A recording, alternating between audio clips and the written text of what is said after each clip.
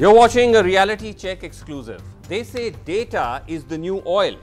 But the government of India's oil companies seem to have taken this credo a little too seriously, sparking controversy by asking around 10 lakh petrol pump workers for sensitive personal details like their caste, like their religion, like the constituency in which they live. This at a time when there are enhanced concerns over the violation of privacy. Now, the government claims that they're seeking this data of these petrol pump workers for a government skill development scheme. But the dealers have threatened to go to court, saying that these details are personal and uncalled for. But the government hasn't backed down. The dealers are claiming, and NDTV has reviewed evidence of this, that oil companies have threatened them for resisting, saying hand over these sensitive personal details or we'll cut off petrol supply. Sukirti Dwivedi has broken this story. Sukirti, let me just go across to you. Now, you've actually accessed these letters sent out by these public sector oil companies. Start off with that and take us through exactly what has happened. So, on 6th of June, 3 public sector undertakings, Bharat Petroleum Limited, Hindustan Petroleum as well as Indian Oil, sent letters to 59,000 petroleum dealers across the nation. These letters, they said that the dealers have to send the data of all their employees for the recognition of prior learning program under the Prime Minister's skill development scheme. The letters said that once the data has been submitted, these employees would be awarded a particular certificate that would count as a formal qualification and could also be used for realizing their career aspirations. However, what remained unclear was why details such as caste, constituency and Aadhaar number and religion were asked for in these forms. This is what led to the petroleum dealers protesting against the move. The consortium of Indian petroleum dealers in fact sent a letter to all these 3 oil companies, Bharat Petroleum, Hindustan and Indian Oil, and said that this initiative by the government would be violative of fundamental rights. We also spoke to the dealers and this is what they had to say.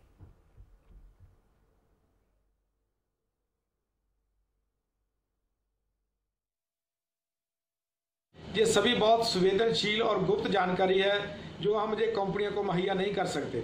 ना ही हमारे जो dealership agreement में उसमें कोई ऐसा बताया गया है कि हम आपसे ऐसी जानकारी ली जाएगी। हमारे यहाँ माननीय सुप्रीम कोर्ट की भी जो रूलिंग है कि किसी की भी जो प्राइवेसी है उसको आप लीक नहीं कर सकते। हमने मेल डालकर कंपनियों से जो पूछा कि आप जो हमारे से जानकारी क्यों मांग रहे हैं और उन्होंने हमारी मेल का कोई जवाब नहीं दिया और वो ना हमारे देने पर वो हमें धमकाते हैं कि आप जेकर ये जानकारी नहीं देंगे तो हम आपके पंपों की सप्लाई बंद कर देंगे।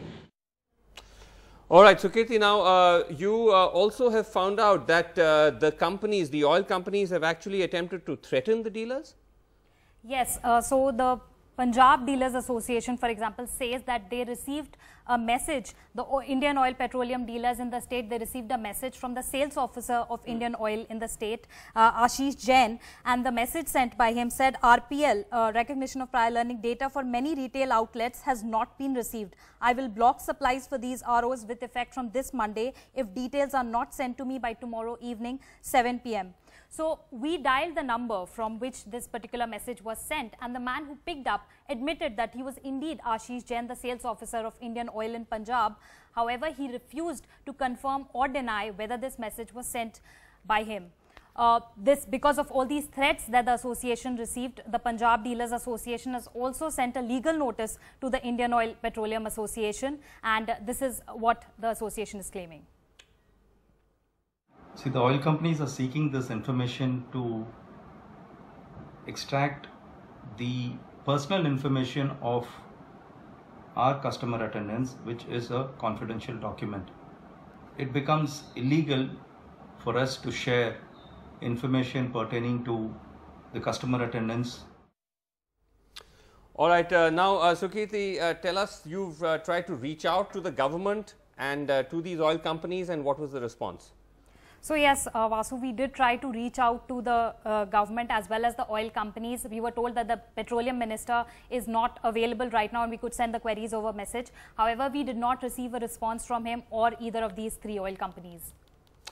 Okay, and also I believe, yes, sorry. जाति पूछ रहा है, उसकी धर्म पूछ रहा है, उसकी वो कहां रहता वो पूछ रहा है, कितना बड़ा गलती किया पूछो। हम कोई भी बच्चे को स्कूल में दाखिला करते हैं, क्या ये 4 प्रश्न की उत्तर देना नहीं पड़ता है? Okay, so just to clarify there, Sukriti, I think that was Mr. Dharmendra Pradhan. This is a statement he made at some sort of public event shortly after the story was reported by the Tribune, where he seems to say that what is the harm in sharing this kind of personal information? Don't you share it when you actually go and have admission in a school?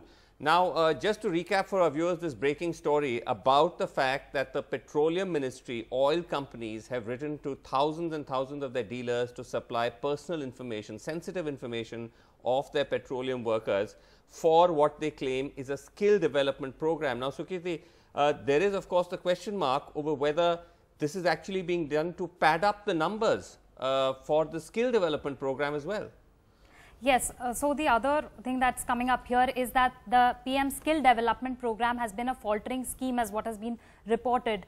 So if we were to go by the government data itself, close to 29 lakh people were trained under this scheme, out of which only 6 lakh were placed, which shows a placement rate of only about 21%. So the question is whether this initiative not only violates the privacy of people, but also is a move by the government to harvest the data for political purposes. Right, Sukriti, thanks very much for that terrific work there. We'll let you go. Let me just go across now to my panel. I have with me Sunil Jakhar. He's a Lok Sabha MP of the Congress, joining us from Punjab. He's actually raised this in Parliament. We have Desh Ratan Nigam with us, political analyst, someone who's a supporter of the RSS. And from Chennai, we have with us Suresh Kumar, consortium of the Indian Petroleum Dealers Association. We'll also be getting more voices, data privacy experts, hopefully on the show as well.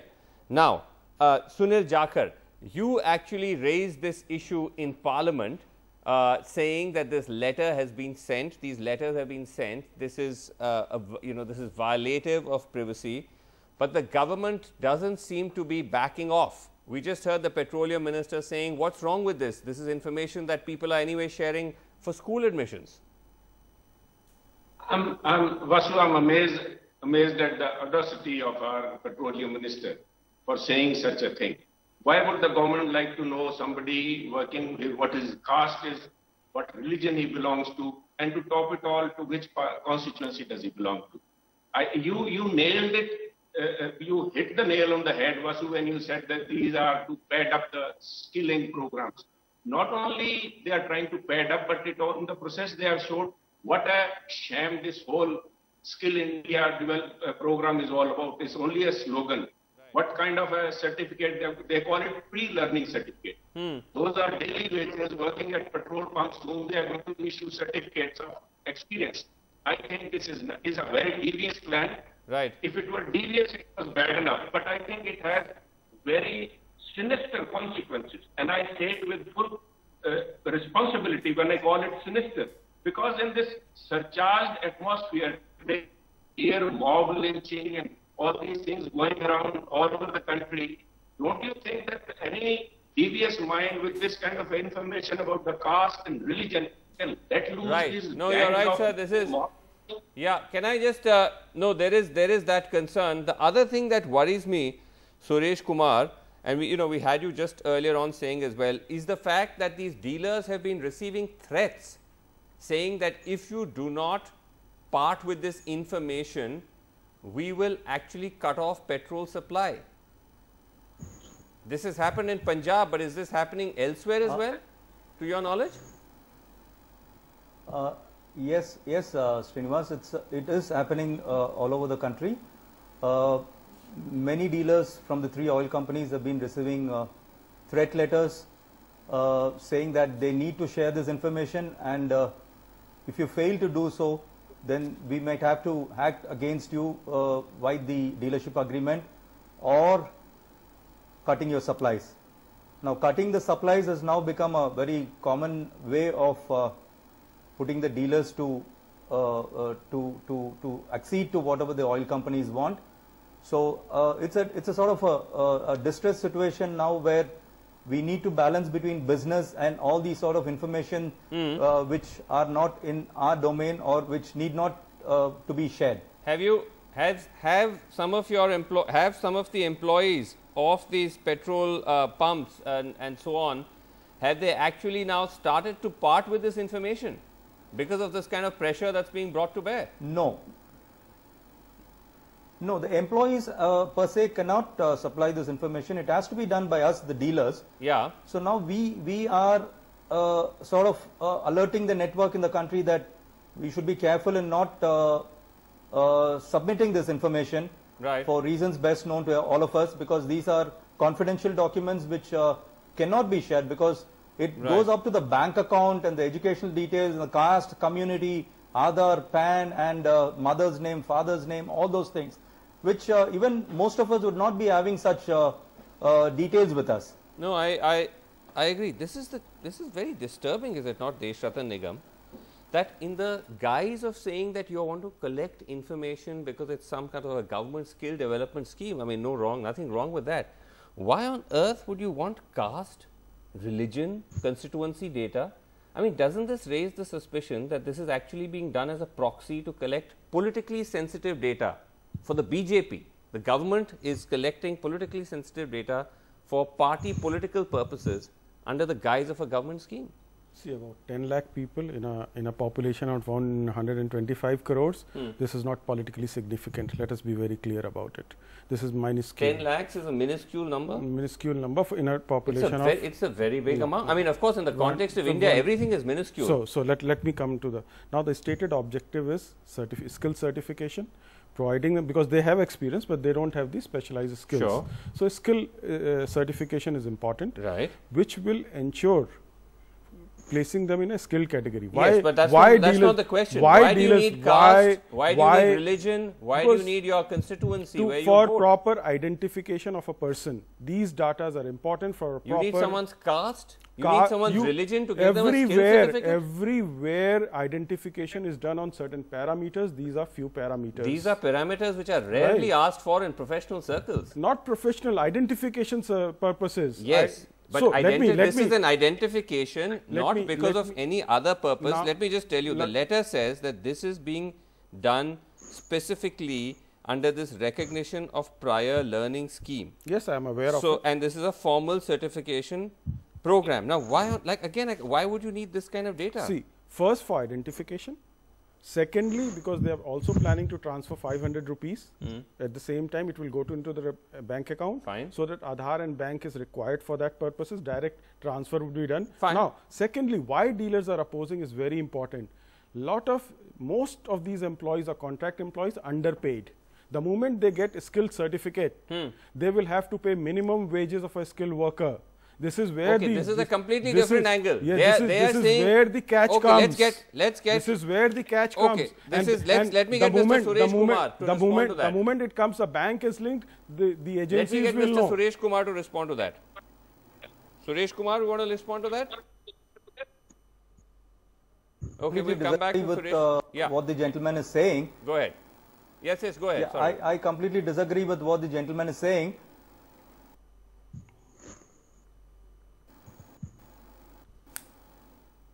Suresh Am I Kumar? audible? Yeah. Go ahead. There's a little bit of an issue with your line, but carry on. Carry on. Okay, your line is coming and going. I completely disagree with what the gentleman. Yes. Yeah, I completely disagree with what the gentleman was saying about minimum wages. It is wrong to say that the customer attendants in the petrol bunk are underpaid. We've been. Okay, we'll come back to you. There seems to be an audio problem. Let me just bring up Rachna Khera, who is a journalist with the Tribune, was a journalist with the Tribune. We have told that just literally in the past day or so, you've hung up your boots at the Tribune. You've been doing some fine work there, reporting on stories like this, exposing this entire business of privacy breaches. Now, what do you make of what Deshratan Nigam is saying, that you need this kind of sensitive data for identification purposes? See, there are two things which I would like to highlight in what I have reported, basically this report. Yes. It says that now Mr. Nigam has just said that most of these employees are underpaid. As you know that journalists like me, we always report from ground zero. We have seen, I'm working with them from the last 4 years. I have seen that what kind of situations they are into. But my question is that instead of the oil companies, there are other departments, these metals, whether they are underpaid, whether they have got an ESI, their medical facilities they're getting or not. So these are the matters of state government. So what are the other departments? What is the labor department doing? The district labor department doing? What the state labor department is doing? It is their priority. Why oil companies? They just one day. Majority of these employees, they are working in these at a particular filling station for more than 30 to 35 years. I have met so many employees who are working. When I asked them, they said, "Ma'am, we're working here from the last 35 years. Some of them are working for 40 years. Never ever it happened that the oil companies had taken up this matter with these oil companies, with these dealers. As alleged, the dealers are not taking. We throw everything on the dealers. I'm not taking their side, but I'm just saying that if the dealers were not providing the facilities, or they are providing, they are under wages, the employees. So what did the state government, have done? And what these oil companies have done? You always increase the rate, you always increase the taxes and all. Why this issue was never highlighted? No, I think that's a good point. I think that's a good point, Rachna, that for all these years, this has not happened. And now it is happening. And what is concerning here, Deshratan Nigam, surely you will not support at least this part, that if it is also benign, if it is all just for some Pradhan Mantri scheme, why are you threatening these oil companies? You are actually saying that if you do not provide this data, the oil companies are saying, we'll cut off supply of petrol to you. See, it is an order by the oil companies. It is not at your sweet option. It is a mandatory requirement that they have said you have to give. If you do not follow, so these they'll cut off the oil supply. See, this is a normal principle of law. If an order is not obeyed, punitive action is taken. Okay, so we've got Mr. Jakhar is smiling, he's shaking his head. And then clearly, lot of benefits, they are not getting health benefit, they are not getting provident fund benefits. I know about these employees, they don't give, and it is where dealers are opposing.